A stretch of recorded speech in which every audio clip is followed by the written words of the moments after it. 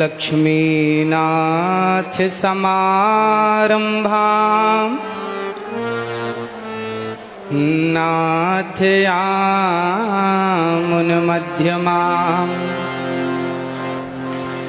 अस्मदाचार्यपर्यन्तां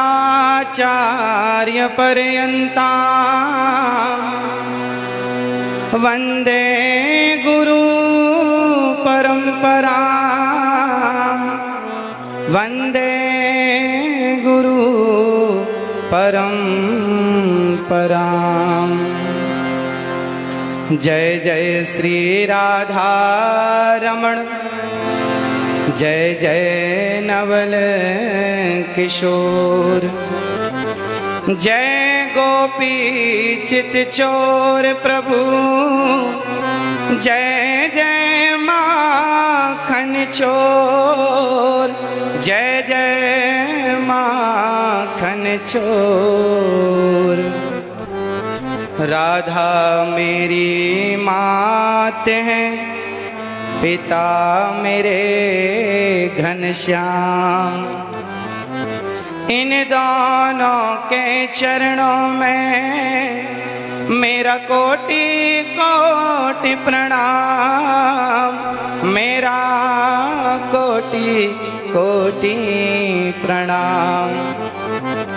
आग लगी आकाश में बरस रहे अंगार, संत न होते जगत में तो जल जाता संसार, तो जल जाता संसार। बोलिए श्री बागेश्वर वाला जी सरकार की जय, संत समाज की जय। स्वामी जी के द्वारा सुंदर कार्यों की जय, हिंदू राष्ट्र की जय, भारत माता की जय। जय श्री राधे, जय जय श्री राधे। उपस्थित सभी भक्तजनों को जय श्रीमन्नारायण, जय श्री कृष्णा। सभी माताओं बहनों बेटियों को, पिता तुल्य बुजुर्गों को, सबको जय श्रीमन्नारायण। पूज्य मलुक पीठ वाले महाराज जी, जिनके चरणों की धूल ये दास बनने की कोशिश कर रहा है, ऐसे पूज्य स्वामी जी भगवत तुल्य पूज्य स्वामी जी के श्री चरणों में और पूज्य संत श्री आप सभी विद्वानों के, गुरुजनों के और संतों के श्री चरणों में बारंबार नमन। पूज्य स्वामी श्री धीरेन्द्र कृष्ण शास्त्री जी महाराज जी के श्री चरणों में आपके दर्शन से ही पूज्य बालाजी सरकार का दर्शन अनुभव हो रहा है। आपके चरणों की धूल ये दास अनिरुद्ध अपने माथे पर सजाता हुआ अपने आप को कृतार्थ समझ रहा है। आपने इस दास को यहाँ बुलाकर, जैसे सुदामा को भगवान श्री कृष्ण ने गले से लगाकर सुदामा का मान बढ़ा दिया, ऐसे स्वामी जी ने दास को याद करके दास का मान बढ़ा दिया। आपके चरणों में बारंबार नमन, बारंबार नमन। पूज्य सरकार बालाजी सरकार के, पूज्य श्री बागेश्वर बालाजी सरकार के द्वारा, पूज्य स्वामी जी के द्वारा यहाँ जितने भी कार्य हो रहे हैं, चाहे बेटियों का विवाह हो, चाहे हिंदू राष्ट्र की चर्चा हो, चाहे देश को बागेश्वर बालाजी सरकार का चमत्कार दिखा करके और जन जन के हृदयों में एक भक्ति की चेतना को स्थापित करना, या फिर पूज्य बागेश्वर बालाजी सरकार की कृपा से सबका दुख दर्द हरना, ये जो भी आप कर रहे हैं, इससे समाज में एक नई जागरूकता आ रही है। समाज इन शक्तियों को, सोई और खोई हुई शक्तियों को पहचानने लगा कि हमारी शक्ति कितनी विशाल है। और सनातन की संस्कृति की जो हमारी शक्तियां हैं, हनुमान जी जब लंका गए तो हनुमान जी से पूछा राम जी ने कि आप लंका चले गए, तो हनुमान जी ने कहा प्रभु मुद्रिका मेल मुख माही। हे प्रभु, ये मेरा कोई बल नहीं है, आपके नाम की जो मुद्रिका मेरे मुख में थी तो जलद ही लांग गए अचरज नाही। यदि भगवत कृपा से हनुमान जी छलांग लगा के सेतु को, समुद्र को पार कर सकते हैं, तो उन्हीं हनुमान जी की कृपा से पूज्य स्वामी जी यदि समाज को जोड़ रहे हैं, हिंदू राष्ट्र का सपना देख रहे हैं, तो ये भगवत कृपा ही है और ये संभव है। आप देखिए, हिंदू क्या है, हिंदू किसे कहते हैं? आज विदेशी आते हैं, आकर हिंदू बन जाते हैं और राम नाम की जपते माला भक्ति में रम जाते हैं। धरा ये जिस पर घूम रही, हम उसी केंद्र के बिंदु हैं। गर्व से कहो हम हिंदू हैं, हम हिंदू हैं, हम हिंदू। सनातन धर्म क्या है? सनातन संस्कृति किसे कहते हैं? आज समझने की बात है। जब हमसे कोई पूछता है कि आप कितने भाई हैं, तो हम कहते हैं हम 2 भाई हैं, हम 3 भाई हैं, हम 4 भाई हैं, हम 5 भाई, या हम सिंगल हैं। हम ऐसा परिचय देते हैं। यदि आप कितने लोग चाहते हैं कि हिंदू राष्ट्र बनना जरूरी है, चाहते हैं, तो आज से अपना परिचय बदलिए। और कोई आपसे पूछे आप कितने भाई हैं, तो ये मत कहो कि हम 1 2 3 4 5 भाई हैं, ये कहो हम टोटल 4 भाई हैं। और 4 कौन कौन? ब्राह्मण, क्षत्रिय, वैश्य और शूद्र। हम जब संगठित होंगे तब हिंदू राष्ट्र बन सकेगा। यदि हम संगठित नहीं हुए तो केवल सपने ही रह जाएंगे।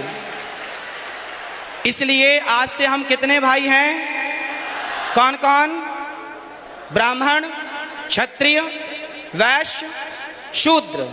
ये चारों मिलकर जहां सुमति तहां संपत्ति नाना, जहां कुमति तहां विपत्ति निदाना। जहां संगठन होता है ना, वहीं विजय होती है। जहां एकता है वहां सब कुछ है। संसार की हर खुशी वहां है जहां एकता है। यदि हम बिखर गए, मुगलों ने, अंग्रेजों ने क्या किया? हम हिंदुओं को, हम सनातनियों को लड़ाया, आपस में लड़ाया। फूट डालो शासन करो किसका नारा था? तो आपस में लड़ाया उन्होंने, हम लड़ते चले गए और लड़ने का परिणाम ये हुआ कि हमारे देश के टुकड़े टुकड़े हो गए। केवल लड़ाई का परिणाम है ये। यदि हम संगठित रहते तो क्या मजाल किसी की कि हमारी तरफ कोई आंख उठाकर देख लेता।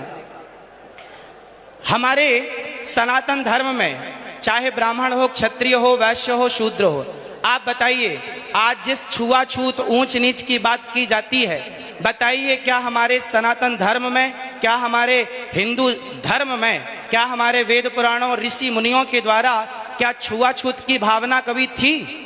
यदि छुआछूत होता तो भगवान राम निषाद राज्य को गले ना लगाते। यदि छुआछूत होता तो भगवान राम माता शबरी के बेर ना खाते। इसका मतलब है भगवान और भक्त। हमारे यहाँ तो संत रैदास जी हुए हैं जिनके चरणों को लोगों ने प्रणाम किया है, धो धो करके पिया है, जिनका आज भी ये मुहावरा, ये वाक्य आज भी प्रचलित है कि मन चंगा तो कठौती में गंगा। ऐसे महापुरुषों को हमने अपने हृदय में बिठाकर उनको पूजा है। यदि हमारे यहाँ जातवाद होता, ऊंच नीच होती, तो हम कभी भी ऐसे लोगों को इस रूप में स्वीकार ना करते। इसका मतलब हमारे देश में जातवाद था ही नहीं। ये जातवाद का जहर घोलकर सिर्फ सनातनियों को आपस में लड़ाने का षड्यंत्र किया गया, और जिस षड्यंत्र की चपेट में हम सभी भारतीय आ गए।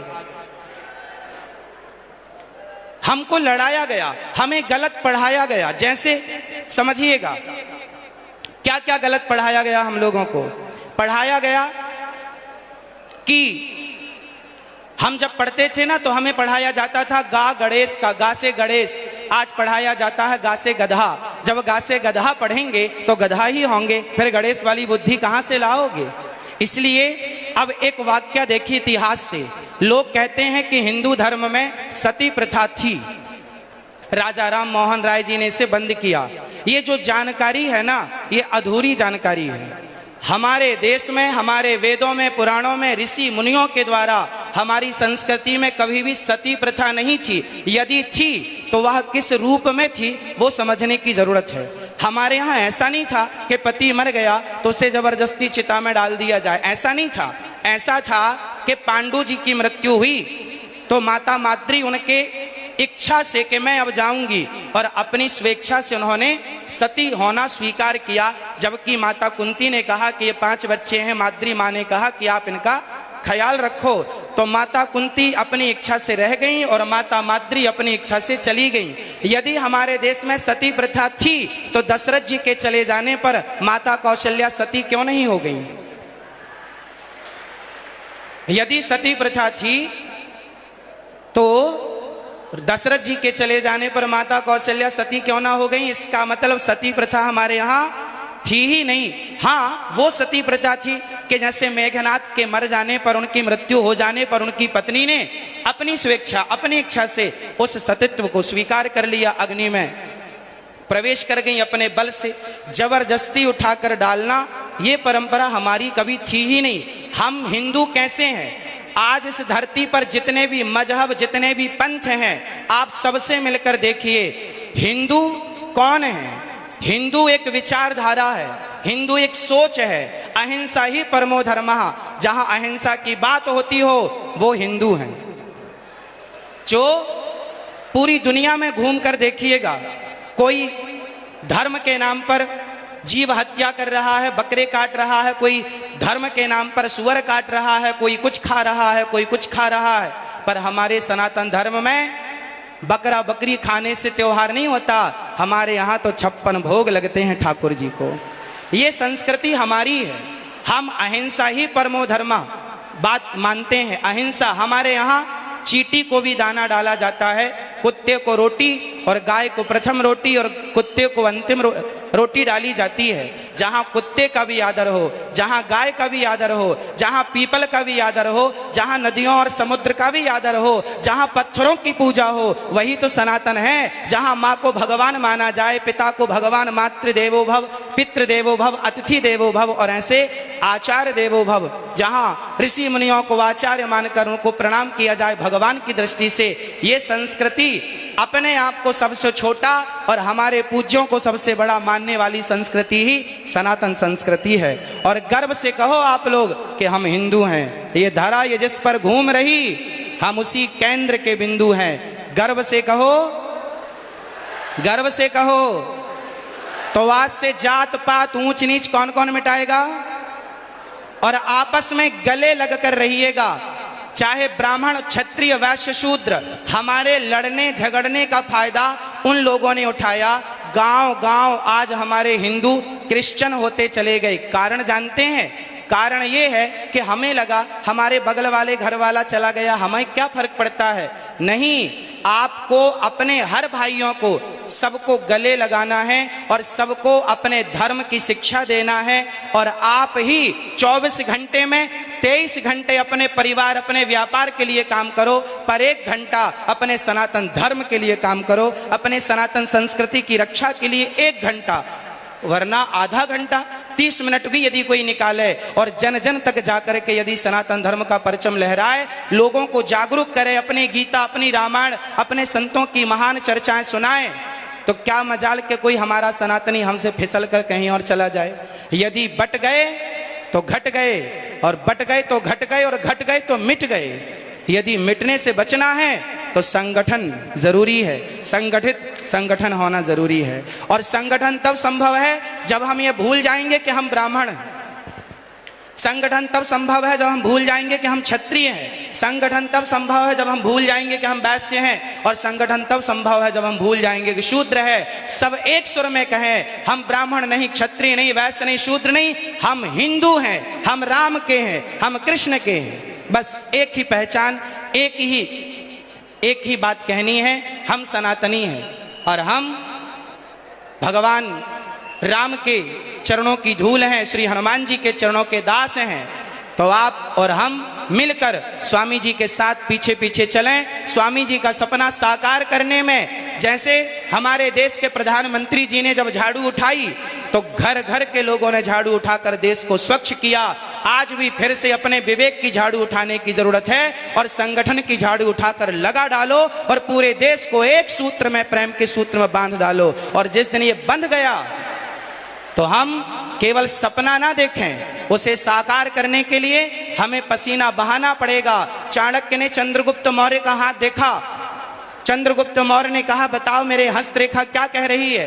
पूज्य चाणक्य ने कहा कि तेरे हस्तरेखा पर, तेरे हाथ पर लकीर कह रही है कि तू सम्राट बनेगा। बहुत प्रसन्न होकर उछलने लगा। चंद्रगुप्त मौर्य जब उछलने लगे तो चाणक्य ने कहा बेटा इसके आगे भी एक रेखा है, वो कुछ और कह रही है। यदि उसे नहीं सुना तो तेरा यह सपना, तेरा यह उछलना यहीं रह जाएगा। गुरुजी क्या रेखा है आगे की? तब चाणक्य ने कहा कि बेटा यदि तुझे सम्राट बनना है तो सिर का पसीना पांव तक पहुंचे, इतनी मेहनत करनी पड़ेगी, इतना प्रयास करना पड़ेगा। आपको धर्म के सत्य के रास्ते से किसी भी हाल में डिगना नहीं होगा। और जो धर्म के सत्य के रास्ते पर चलता है उसी का लोक परलोक संवरता है। यदि हम संगठन रखें, हम संगठित हो जाएं और सपना देख रहे हैं तो पूज्य महाराज जी के साथ साथ चलने का। कितने लोग महाराज जी के साथ हैं? हम सभी, पूरा राष्ट्र, छोटे से बच्चों से लेकर बड़े बूढ़ों तक हम सब साथ में हैं। और संगठन होगा तो हिंदू राष्ट्र की स्थापना पुनः होगी। गाय को फिर अधिकार मिलेगा जो अधिकार भगवान श्री कृष्ण ने दिया है। गाय को भी राष्ट्र माता होनी चाहिए, हाँ या ना? तो जब हम सनातनी संगठित होंगे ना तो सब पॉसिबल है, वरना लड़ते ही रहें, जातवाद में बटे रहें तो कुछ नहीं होने वाला। स्वामी श्री कृपात्री जी महाराज ने भी एक सपना देखा था। उस समय की वर्तमान इंदिरा गांधी जी से कहा था, उन्होंने कहा था कि आप मुझे प्रधानमंत्री होने का आशीर्वाद दो। पूज्य महाराज श्री ने कहा था कि मैं आशीर्वाद तो दूंगा पर गाय को राष्ट्रमाता घोषित करनी पड़ेगी। पर वो जीतने के बाद वायदे भूल जाते हैं और हम इसलिए पीछे हो जाते हैं कि हम संगठित नहीं हो पाते। मूल जड़ है संगठन, जहां सुमति तहां संपत्ति नाना, यह चौपाई याद रखिएगा और पूज्य महाराज जी के साथ साथ चलते रहिएगा। पूज्य बागेश्वर बालाजी सरकार की जय। पूज्य बागेश्वर बालाजी सरकार की जय। पूज्य महाराज जी के चरणों में दास का बारंबार नमन। और आपका ये प्रयास अति शोभनीय है। ऐसे महान पुरुषों के सानिध्य में आप ये प्रयास कर रहे हैं। इतना बड़ा प्रकल्प है, इतनी बड़ी यात्रा है, हम सब आपके साथ हैं और सभी मिलजुल करके हम अपने देश की सेवा करेंगे। जिस प्रकार से जरूरत पड़ेगी उस प्रकार से सेवा करेंगे। सभी गुरुजनों के श्री चरणों में दास का बारंबार नमन। सबको जय श्रीमन नारायण, जय श्री कृष्णा।